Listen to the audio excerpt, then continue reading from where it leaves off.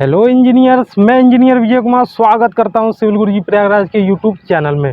तो क्या कभी आपने सोचा है कि ये जो सामने रोड दिख रही है इसको कैसे बनाना होता है, और ये जो हमारे रेलवे ट्रैक होते हैं, जो भी हमारा कैनाल है, उसको बनाने से पहले जो इंजीनियर है वहाँ पर क्या क्या चीज़ें परफॉर्म करते हैं।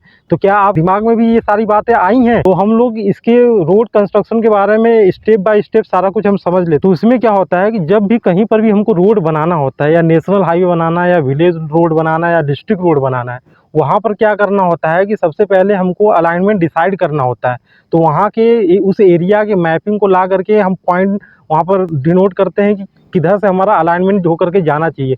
कहीं नदी नाला सबसे ज़्यादा तो नहीं आ रहा है, यदि लॉन्गिट्यूडनल डायरेक्शन में, यानी जिधर जिधर से हमारी रोड जा रही है, अगर नदी नाले ज़्यादा आएंगे तो वहाँ पर पुल पुलिया ज़्यादा बनाना पड़ेगा, तो इससे खर्चे ज़्यादा बढ़ते हैं। तो हम ये कोशिश करते हैं कि उस रोड के बीच में कोई भी ऐसा कोई सार्वजनिक स्थल भी ना हो, मंदिर ना आए, मस्जिद ना आए, ताकि वो सेंसिटिव एरिया होता है तो उसको तोड़ा नहीं जा सकता।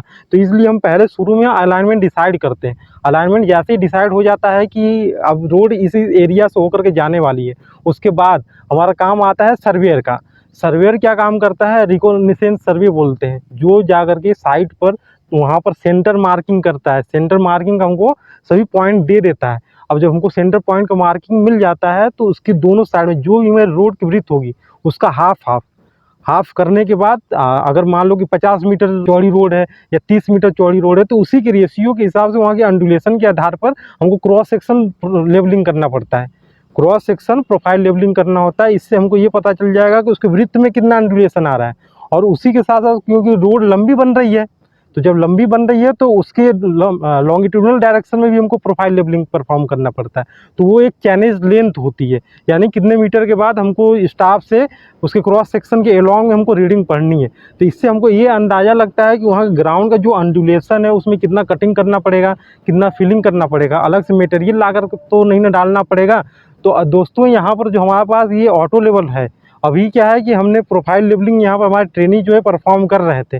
यहाँ पर इन्होंने उस वाले सिरे से, आप थोड़ा दिखाइए उधर, जहाँ पर आपको नीम का पेड़ दिख रहा है उधर साइड से इन्होंने स्टार्ट किया हुआ है, और ये घूमते घूमते इस वाले पॉइंट तक आ करके पूरा अब यहाँ पर ऐसा अज्यूम किया जा रहा है कि अब हमको रोड बनाना है। तो रोड बनाने के लिए हमको क्या करना पड़ेगा कि सबसे पहले एक बेंच मार्क लेना होगा, जो हमारा परमानेंट हो सकता है, बेंच मार्क हो सकता है, टेम्पररी बेंच मार्क हो सकता है। इस बात पर ज़्यादा इंपॉर्टेंट ये करता है कि ये रोड किस पर्पज़ के लिए बनाया जा रहा है, नेशनल हाईवे या विलेज रोड है। अगर विलेज रोड है तो हमारे जो बगल की जो डिस्ट्रिक्ट रोड होगी उससे हम रेफरेंस ले लेते हैं, बेंच मार्क हमको अलग से ट्रांसफ़र करने की ज़रूरत नहीं पड़ती है, क्योंकि हमारा जो पहले से जो एग्जिस्टिंग रोड बना हुआ है, पहले ही से जो हमारा टेम्पररी बेंच मार्क है वहाँ से रेफरेंस लेकर के बनाया जाता है, तो ऊंचाई वाले स्थान पर होता ही है।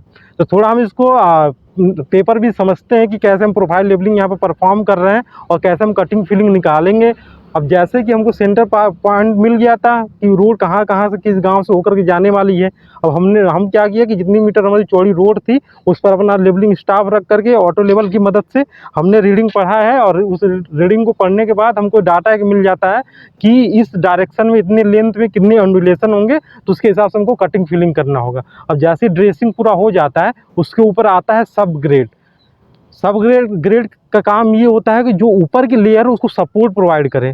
उसमें नॉर्मल, मूरम, ग्रेवल जो भी स्टोन है 75 mm जो होता है उसका मैक्सिमम साइज होता है, तो उस ग्रेड का एग्रीगेट वहाँ पर यूज़ करके हम उसको प्रॉपर कॉम्पैक्ट करते हैं रोलर के थ्रू। उसको जो भी उसका OMC होगा, ऑप्टिमम मॉइस्चर कंटेंट जिसको बोलते हैं, उसके हिसाब से हमको वो डेंसिटी फाइंड करनी होती है। अब जैसे ही वो सब ग्रेड की लेयर डल जाती है तो उसके ऊपर हमारा आता है GSB, ग्रेनुलर सब बेस की लेयर। ग्रेनुलर सब बेस लेयर क्या करेगा कि जो ऊपर के जो WMM है, बिटुमन मैग्नम, DBM, उसके ऊपर पड़ता है BC यानी बिटुमन कोर। तो इन सारी लेयरों को जो है जो हमारा GSB है वो सपोर्ट प्रोवाइड करता है।